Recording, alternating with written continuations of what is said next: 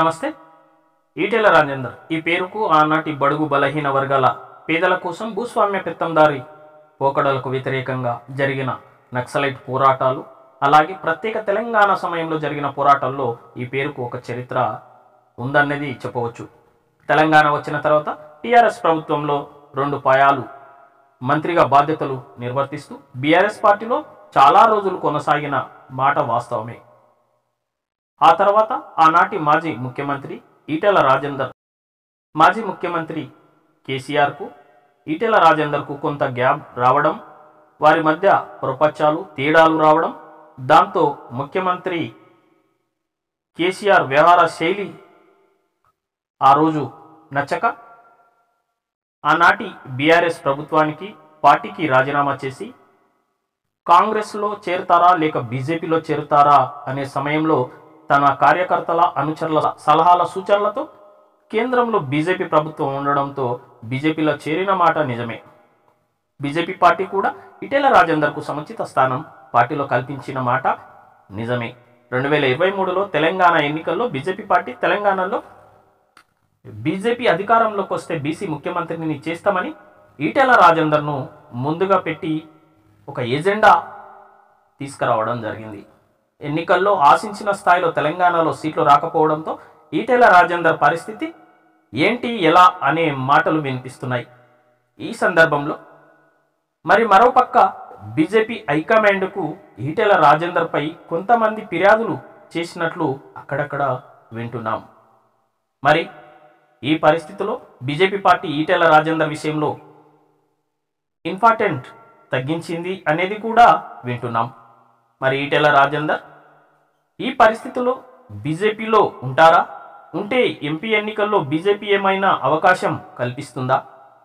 కల్పిస్తే ఉత్తర తెలంగాణలో సిట్టింగ్ ఎంపీలు బండి సంజయ్, అరవింద్ లాంటి వ్యక్తులను మార్చి ఇచ్చే అవకాశం లేదనేది కూడా కనిపిస్తుంది.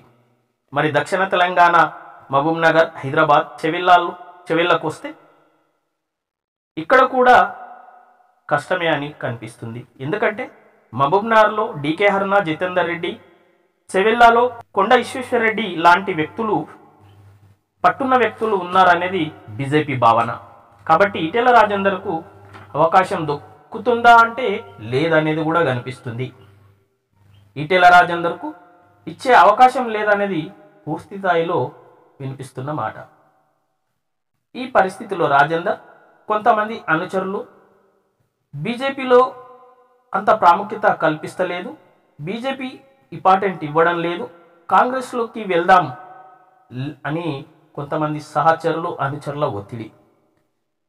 లేదు కేంద్రంలో మళ్ళీ బీజేపీ అధికారంలోకి వస్తుంది, బీజేపీ ఎంపీగా గెలిస్తే కేంద్ర ప్రభుత్వంలో ఒక స్థానం లభిస్తుంది అంటూ కొంతమంది మాట. ఇదంతా పక్కన పెడితే ఈటెల రాజేందర్ మల్కజ్గిరిపై కన్నేసినట్లు కనిపిస్తుంది. ఇది జనంలో మీడియాలో కోడై కూస్తున్న మాట. అక్కడ తన కార్యక్రమాలు కార్యాచరణను రోజుకు పెంచుతూ పోతున్నారు ఈటెల రాజేందర్. అక్కడి ప్రజలను రోజుకు కలుస్తున్న మాట కూడా నిజమే అని మీడియా కోడై కూస్తుంది. ఈ నేపథ్యంలో కాంగ్రెస్ పార్టీ నుండి ఏమైనా ఈటెల రాజేందర్కు పిలుపు వచ్చిందా? గతంలో ముఖ్యమంత్రి రేవంత్ రెడ్డి అక్కడ ఎంపీగా ఉన్నమాట వాస్తవమే. అయితే కాంగ్రెస్ పార్టీలోకి వెళ్దామని ఈటెల రాజేందర్కు కార్యకర్తల ఒత్తిడి రోజుకి ఏమైనా పెరుగుతుందా? కాంగ్రెస్ పార్టీలోకి వెళితే పట్టు సాధిస్తాం, అక్కడ లౌక్యం ఉంది, కాంగ్రెస్ పార్టీ కూడా చేర్చుకోవడానికి సిద్ధంగా ఉన్నదనేది నిజంగా తెలుస్తున్న మాట, నిజంగా ప్రజల్లో చర్చ జరుగుతున్న మాట వాస్తవమే. మరి నిజంగా ఈటెల రాజేందర్ మల్కాజ్గిరిలో పోటీ చేయడానికి కాంగ్రెస్ అవకాశం కల్పిస్తుందా?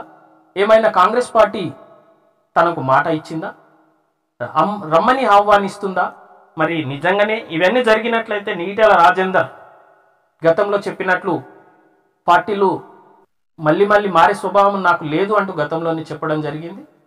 దాన్ని దృష్టిలో పెట్టుకొని పార్టీ మారుతారా, లేకపోతే నిజంగానే కాంగ్రెస్ పార్టీలో చేరితే అక్కడ ఒక లౌక్యం ఉంది, నిజంగానే పట్టు సాధిస్తాం అంటూ మల్కజ్గిరి నుండి ఏమైనా కాంగ్రెస్ పార్టీ తరఫున పోటీ చేసే అవకాశం ఉందా? వేచి చూడాల్సిన అవసరం ఉంది.